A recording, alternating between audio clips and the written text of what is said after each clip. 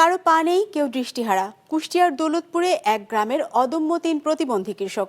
হাত পেতে নয়, আত্মবিশ্বাস ও পরিশ্রম দিয়ে অনন্য দৃষ্টান্ত তৈরি করেছেন তারা। জীবনযুদ্ধে বেঁচে থাকার লড়াইয়ে সকল বাধা বিপত্তিকে পেছনে ফেলে এগিয়ে যাচ্ছেন। বিস্তারিত ডেস্ক রিপোর্টে।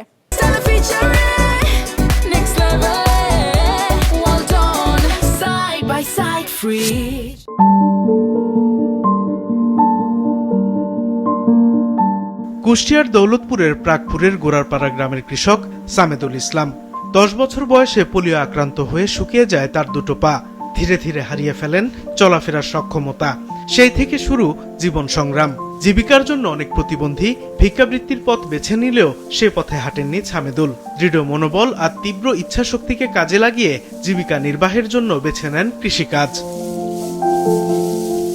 প্রতিবন্ধকতাকে জয় করে সামান্য পৈতৃক জমির পাশাপাশি অন্যের জমি বর্গা নিয়েও চাষাবাদ করছেন সামেদুল। নিজের উপার্জনে সামলাচ্ছেন পরিবার। আমার যখন 10 বছর বয়স তখন 2 পায়ের সমস্যা হয়েছিল, মানে পোলিও রোগ হয়ে আমার 2 পায়ের পদ্ধতি চলে গেছে। আমি নিজে কৃষিকাজ টুকটাক করি, ওই দিয়ে আমার সংসার চলে, কারোর কাছে হাত পাতা লাগে না। সামেদুলের মতোই প্রতিবন্ধকতাকে জয় করেছেন একই এলাকার শারীরিক প্রতিবন্ধী জামরুল ইসলাম ও দৃষ্টি প্রতিবন্ধী টিপু নেওয়াজ। কারো কাছে সাহায্যের হাত না পেতে পেশা হিসেবে বেছে নিয়েছেন কৃষিকাজ।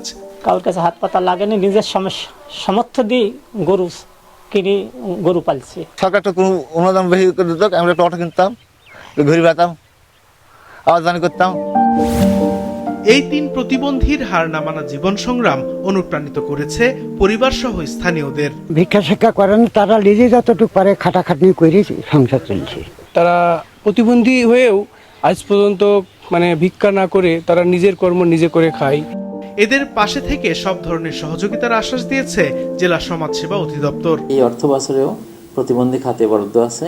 এবার আমি আশা করি যে ওনারা যদি এই আবেদনটা একটু জরিপ ফর্ম এটা পূরণ করা হলে, বিশেষ করে ডাক্তার যেদিনে আইডেন্টিফাই করেন, নির্দিষ্ট একটা দিনে ডাক্তার সময় দেন, সেই দিনে একটু কষ্ট করে আসলে পরে এই কার্ডটা হয়ে যাবে। আমি যেভাবে শুনছি যে তার সিভিয়ারিটি প্রতিবন্ধী হিসাবে তার কার্ড হয়ে যাবে এবং তারা ভাতা পেতে পারবেন।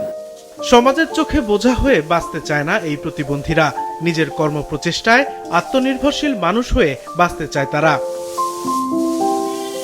সাদেকুর রহমান সিদ্দিকী, বিজনেস রিপোর্ট, মাছরাঙা টেলিভিশন।